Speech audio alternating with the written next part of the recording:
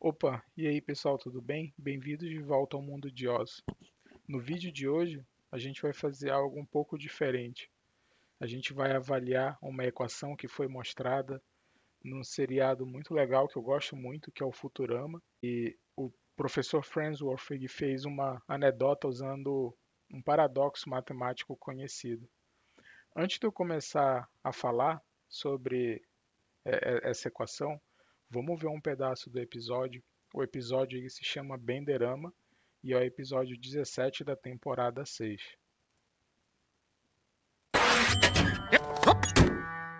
Everyone, look at my latest invention. It takes any object and makes two smaller copies.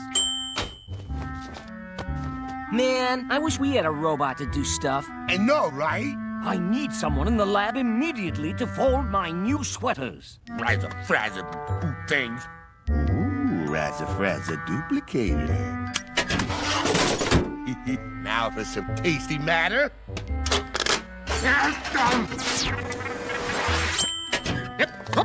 Howdy, fellas. I'm Bender. Fold these two sweaters.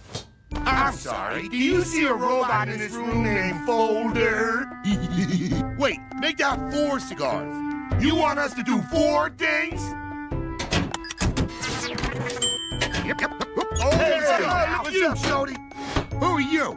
Bender sent me. Então eu vou explicar qual que é o mote do episódio.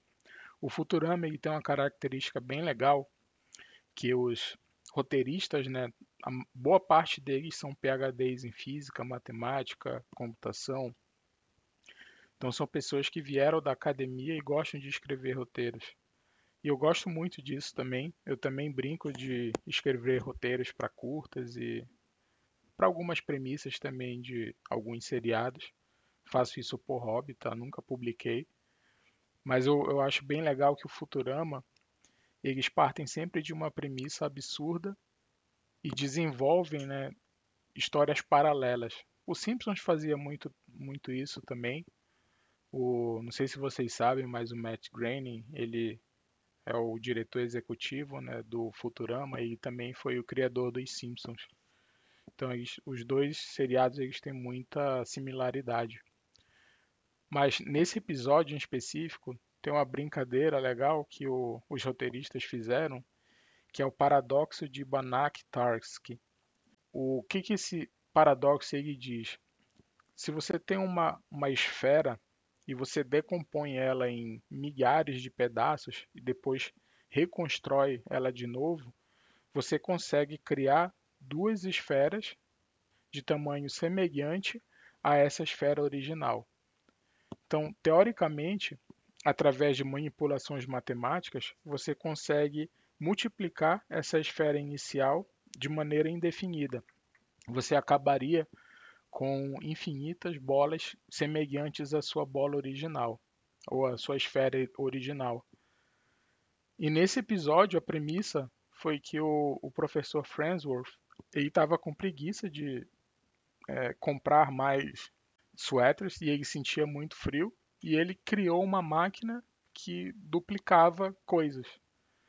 Então ele fez isso só para duplicar a quantidade de suéteres que ele tinha. Só que tem um porém. A cada duplicação que essa máquina ela realiza, ela reduz a massa da coisa que foi duplicada. Então, por exemplo, se a coisa que vai ser duplicada tem 100 quilos, a próxima massa vai ter menos do que 100 quilos. E o plot twist é interessante e eu vou comentar como que isso interfere na equação. Então, antes de eu começar a falar sobre a equação em si, vamos ver um pedaço aqui do seriado que mostra essa equação. Is Krillin with yous. So there's more Benders around. As far as I'm concerned, that's good news. Bad news, everyone. Look at this infinite series representing the mass of successive generations of Benders.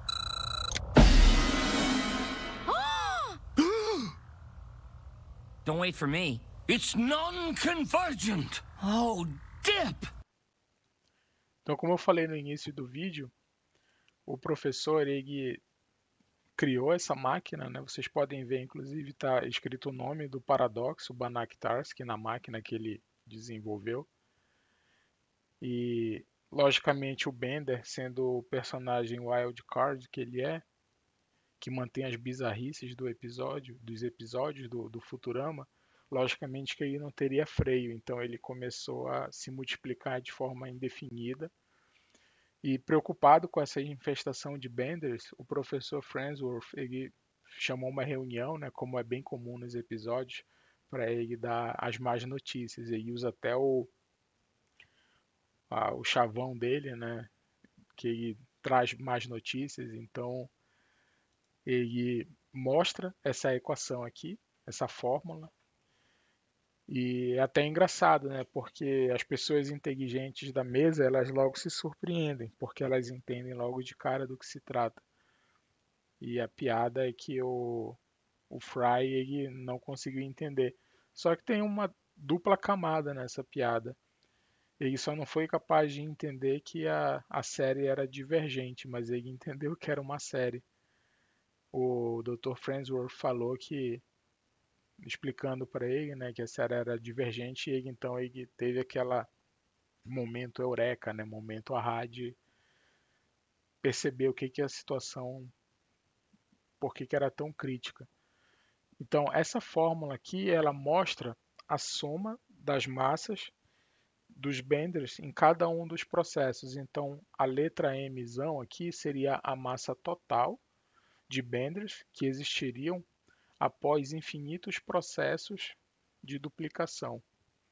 Então, aqui dentro do somatório, a gente tem 2 elevado a n, onde n é o número do processo, né? Então n varia a partir de 0 e vai até o infinito, multiplicando o m0, que seria a massa inicial do Bender original, dividido por 2n vezes n mais 1. Então, eu vou mostrar para vocês como que deduz essa fórmula e vou mostrar por que que ela diverge.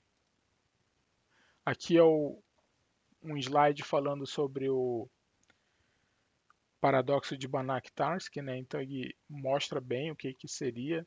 Assim, é um paradoxo, é um teorema que ele é bem complexo do ponto de vista matemático, usa álgebra abstrata, geometria, topologia. Então, assim, somente pessoas que fizeram uma graduação em matemática conseguem capturar todos os aspectos desse paradoxo.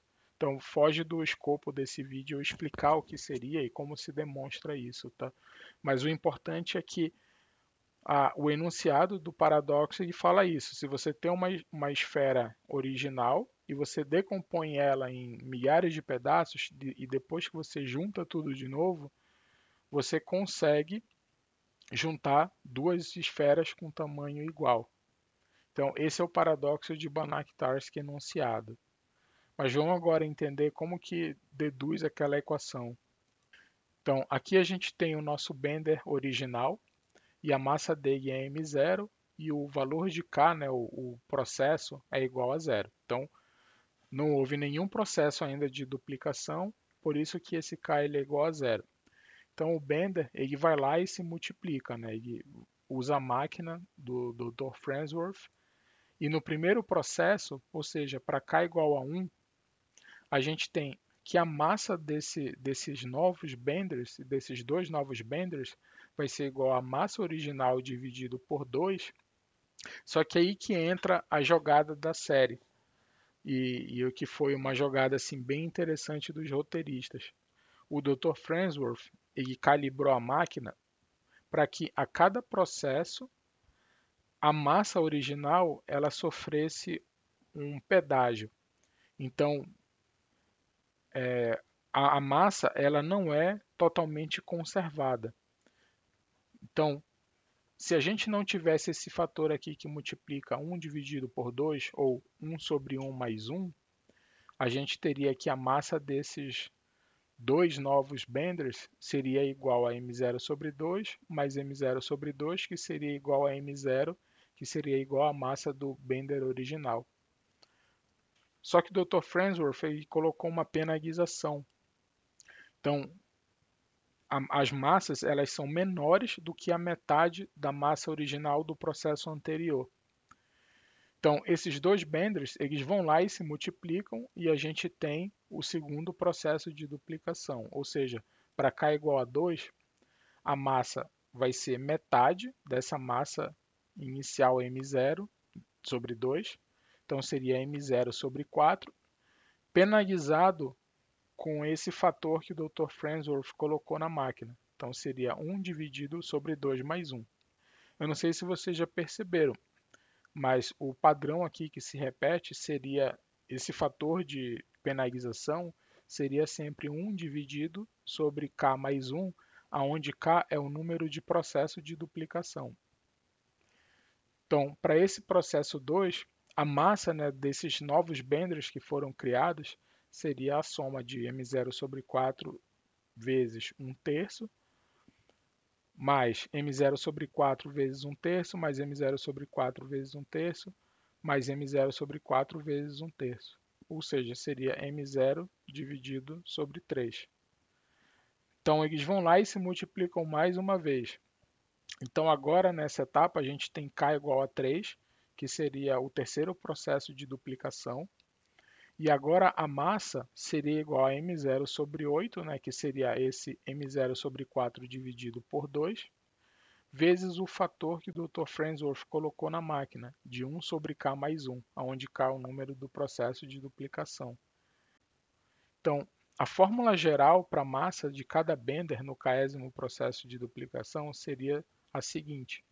A massa individual do bender seria mk, que seria igual a 1 sobre 2 elevado a k, vezes m0 dividido por k mais 1. Então, por exemplo, se você utilizar essa fórmula aqui, você consegue definir a massa, por exemplo, para o processo k igual a 3, como vocês podem ver. m0 sobre 8 é m0 sobre 2 elevado ao cubo, vezes 1 sobre k mais 1, ou seja, 1 sobre 3 mais 1. Então, essa fórmula aqui, a equação 1, é a fórmula do bender individual para o processo K de duplicação. A massa total dos dois K-benders no késimo processo de duplicação seria a seguinte. Então, a gente tem que a massa total de benders seria a massa M0, a massa do bender original, mais 2 vezes a massa do bender do processo 1. Aqui vem multiplicado por 2, porque são dois benders que surgiram do bender original. E o terceiro termo seria 4m2. Ou seja, esses dois benders do primeiro processo de duplicação, cada um deles gerou 2 benders, ou seja, vieram 4 benders. Então aqui seria 2 elevado ao quadrado vezes a massa individual do bender do segundo processo de duplicação. Para o terceiro processo de duplicação, cada um desses 4 benders, cada um deles geraria 2. Então aqui no terceiro processo a gente teria 2 elevado ao cubo vezes a massa individual de cada bender do terceiro processo de duplicação. Então o termo geral da massa total seria 2 elevado a k vezes a massa k, que é dado pela equação 1. Em notação de somatório, essa equação 2 ela fica com a seguinte cara. A massa total de benders no universo seria igual ao somatório de k variando de 0 até um número n, que multiplica 2 elevado a k vezes m0 dividido por 2k vezes k mais 1, que é a equação que a gente viu no vídeo, né, que o Dr. Farnsworth mostrava e que era divergente. Só que a gente, para entender por que essa série ela é divergente, a gente precisa simplificar ela e estudar um pouco para ver que série é essa. Então, simplificando, né, como vocês podem ver, esse termo 2 elevado a k ele pode ser cortado. Então, a equação 3 ela fica com a seguinte cara. A massa total dos benders seria igual a m0 dividido por k mais 1. Só que essa fórmula, a 4, ela nada mais é do que a série harmônica disfarçada. Então, se a gente fizer o limite com n indo ao infinito e trocar a variável s por k mais 1, ou seja, trocar o k mais 1 por s, a gente tem a fórmula 5. Então, a massa de todos os benders para processos de duplicação, para infinitos processos de duplicação, seria igual ao somatório de S igual a 1 até o infinito de 1 sobre S. Então, essa é uma série bem conhecida e o nome dela é série harmônica. E ela de fato é divergente, como vocês podem ver nessa figura. A gente pode aproximar esse somatório pelo gráfico da hipérbole, ou seja, y igual a 1 sobre x. E utilizando aqui a soma de Riemann, a gente define esses retângulos, né, com a altura f de x e a largura igual a 1. E a gente tem infinitos retângulos com massas que são iguais a 1, meio, 1/3, 1/4, 1/5. Ou seja, a gente viu que a soma, essa soma dada pela equação 5, ela é superior à área embaixo dessa curva 1 sobre x. Então, existe um teste em análise matemática que chama o teste da integral. O teste da integral ela é válida na seguinte forma: se a integral ela é convergente, ela não necessariamente mostra que a soma é convergente, mas o oposto, a negação dessa afirmação, ela é verdadeira. Se a soma é divergente, então a integral com certeza é divergente.